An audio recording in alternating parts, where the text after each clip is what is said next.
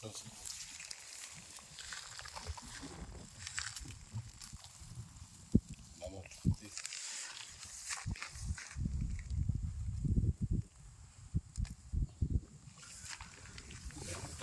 బట్టి దీన్ని అనేక పేర్లతో పిలుస్తారు.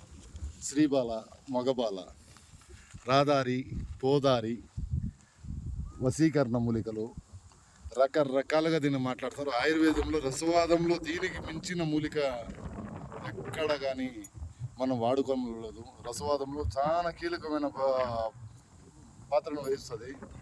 దాని అన్వేషణలో ఈరోజు నేను అడవిలో వచ్చినాను. చూడండి,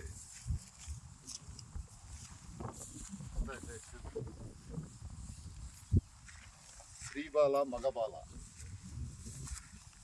అనేక సర్పాలకి, తేళ్ళకి, చెర్లకి ఇది యాంటీబయాటిక్గా కూడా పనిచేస్తుంది. వైద్యానికి ఎత్తిన మూలిక, వాదానికి, రసవాదానికి ఎత్తిన మూలిక.